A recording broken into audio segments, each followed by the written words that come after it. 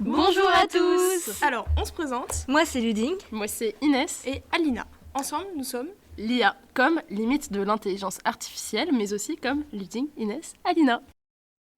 Donc, dans le cadre de notre projet d'EMC, on va s'intéresser aux liens entre les intelligences artificielles et les valeurs démocratiques. Entre autres, comment les intelligences artificielles peuvent présenter des limites pour les valeurs démocratiques.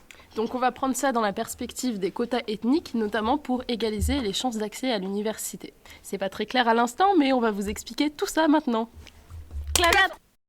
Ainsi, pour ce projet, nous partons d'un modèle simplifié dans lequel les intelligences artificielles sont utilisées afin de scanner les caractéristiques physiques d'une personne pour lui attribuer un groupe ethnique.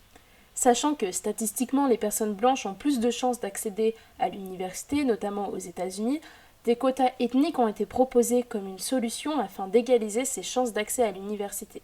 C'est-à-dire qu'un certain nombre de personnes provenant d'un groupe ethnique auront des places déjà attribuées dans les universités. Ainsi, ce type de politique, c'est celle de la discrimination positive, de l'anglais « affirmative action ».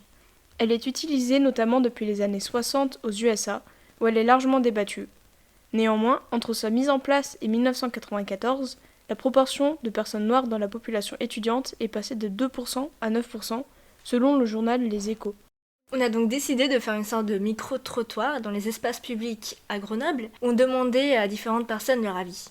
Après une brève explication du sujet, on leur demandait s'ils savaient ce que c'était un quota ethnique et comment ils le définiraient. C'est la première fois que j'entends ça. Je sais pas du tout. Non. Quota ethnique, non, c'est pas ethnique. Oui. Pour moi, c'est un peu bizarre. Oui. Parce que je pense que l'ethnie n'a rien à voir avec ton intelligence ou quelque chose comme ça.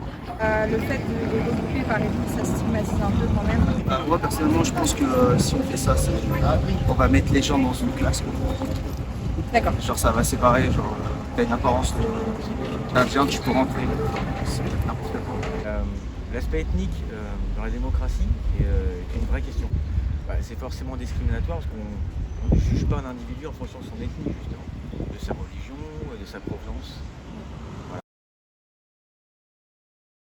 Pour moi, c'est pas normal d'utiliser ça pour entrer dans une université. C'est une bonne idée ou est-ce que c'est très mauvaise? D'accord. Très mauvaise. Et ça permet aussi l'intégration de minoritaires dans les universités. En même temps, c'est bizarre de ne pas voir. Je suis complètement contre, bien évidemment. D'accord. Mais la discrimination, qu'elle soit négative ou positive, c'est dans tous les cas Oui. néfaste.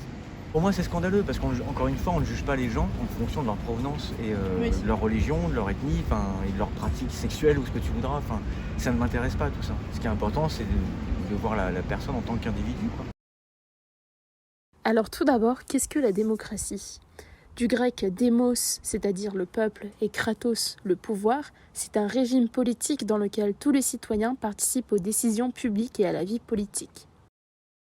D'abord, les quotas ethniques eux-mêmes font débat. Ces discriminations positives permettraient une meilleure représentation des ethnies au sein des universités, du monde du travail, etc. Cependant, ils créent une réelle séparation entre les ethnies. Séparation déjà marquée par des années de racisme envers les minorités.